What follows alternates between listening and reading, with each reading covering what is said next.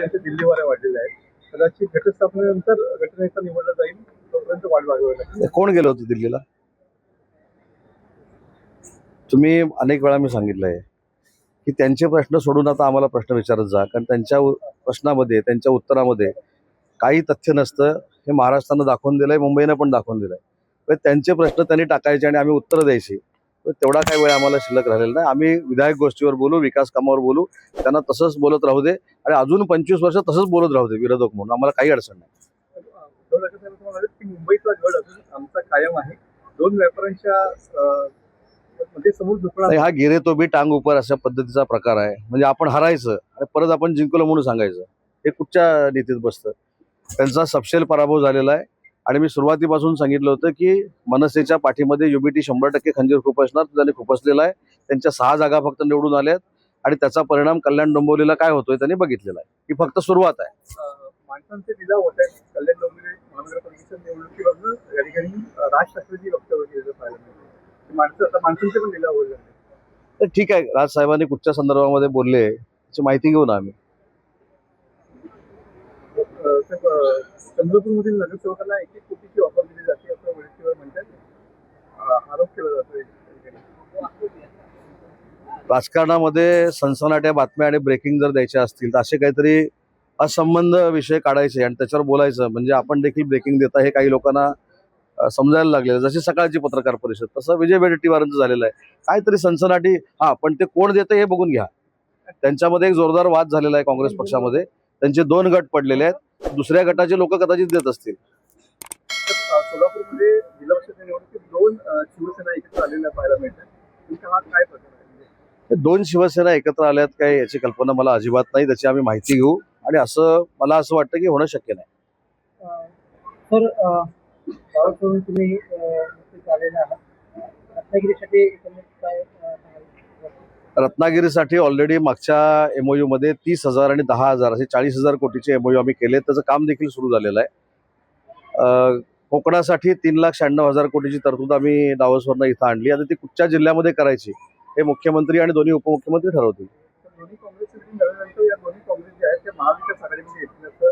राष्ट्रवादी तर राष्ट्रवादी काँग्रेस पार्टी एकामेकामध्ये विलीन करणं हा विषय माननीय शरदचंद्रजी पवार साहेब आणि अजितदादांचा आहे.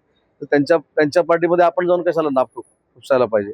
ज्यावेळी ते एकत्र येतील, ज्यावेळी महायुतीमध्ये येतील, त्यावेळी आपण चर्चा करू ना याच्यावर. मुख्यमंत्री साहेब लाहोरला गेला तर इकडे काँग्रेसमध्ये आंदोलन केलं, म्हणजे त्याला उत्तर कधी मिळालं? कशाबद्दल आंदोलन केलं? असं काही घडलेलं नाही किंवा एवढं करार झालेलं नाही. जी काँग्रेस 90 निवडणुका हरली त्यांच्यावर बोलून मला त्यांना मोठं करायचं नाही.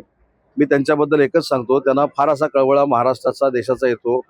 ज्यावेळी पक्षाचा उपराष्ट्रपतीचा उमेदवार इथं निवडणूक लढत असतो त्यावेळी त्यांची राहुल गांधी परदेशामध्ये असतात. त्याच्यामुळे त्यांची पार्टी काय हे भारतातल्या जनतेनं दाखवून दिलेलं आहे. आता कुठं शिल्लक आहेत ते देखील ते निवडणुकीमध्ये संपणार आहेत. त्यामुळे त्यांच्याकडे गांभीर्यानं बघितलं पाहिजे असं मला वाटत नाही. मुंबई महानगरपालिकेची नोंदणी अजून शिवसेना भाजपची झाली. आज माननीय मुख्यमंत्री देवेंद्रजी मुंबईमध्ये येतील. त्याच्यानंतर एकनाथजी शिंदे आणि देवेंद्रजींमध्ये चर्चा होईल आणि त्याच्यानंतर पुढच्या सगळ्या महानगरपालिकांचा एक राजकीय आराखडा जो आहे तो ठरेल आणि त्याच्यानंतर घोषणा होतील. आगामी आता जिल्हा परिषद पंचायत निवडणूक आता अवघे काही दिवस आले तर प्रचाराची गणना आणि आपल्या महायुतीच्या सीट असं कसं नियोजन आहे? सिंधुदुर्ग जिल्हा परिषद असू दे, रत्नागिरी जिल्हा परिषद असू दे, रायगड जिल्हा परिषद असू दे, आमचा महायुतीचाच भगवा फडकणार. तर अनेक ठिकाणी आपण बघतो की महायुतीमध्ये बीजेपी स्वतंत्र लढते, खेळ असेल, देवरुखमध्ये पण सुद्धा ती परिस्थिती आहे. नाही, देवरुखमध्ये एका ठिकाणी ते लढतायत. मी आजच आलेलो आहे. त्याची कशामुळे ते लढतायत काय याची माहिती घेईन. ठीक आहे, जिथं जे लढतील तिथं मैत्रीपूर्ण लढत करू. शिवसेनेत देखील काही ठिकाणी बंडखोरी झालेली पाहायला मिळते. कुठे? नाही, तुम्ही बघा, बंडखोरी जी केलेली आहे ते नव्यानं आलेल्या लोकांनी केलेलं आहे. त्याच्यामुळे ते पक्षाशी किती प्रामाणिक होते हा प्रश्नचिन्हच आहे. पूर्वीपासून एकनाथ शिंदे साहेबांबरोबर असलेल्या कुठच्याही व्यक्तीनं जिल्ह्यामध्ये बंडखोरी केली नाही. कोकरे जिल्हा परिषद गटामध्ये देखील माझ्या माझ्याकडे किशोर घाग नावाचे कोणतरी आहेत, ते आमच्याकडे 2-3 महिन्यापूर्वी आले होते. त्यांनी बंडखोरी केली, कारण पक्षच कळला नाही.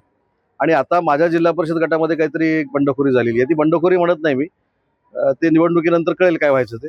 पण हे देखील काही दिवसापूर्वी पक्षामध्ये आले आणि त्यांना पक्षच न कळल्यामुळे त्या बंडखोऱ्या झालेल्या आहेत.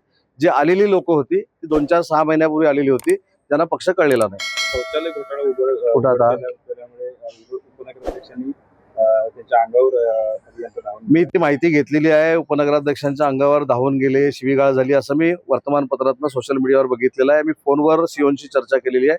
मी माझ्या सगळ्या नगरसेवकांशी बोलेन, नक्की काय झाले त्याचा अभ्यास करेन आणि अधिकाऱ्यानं अशी जर मस्ती केली असेल तर त्याची बदली नाही, त्याला सस्पेंड करण्यापर्यंत कारवाई केली जाईल. परंतु दोन्ही बाजू मी ऐकून घेणार आहे.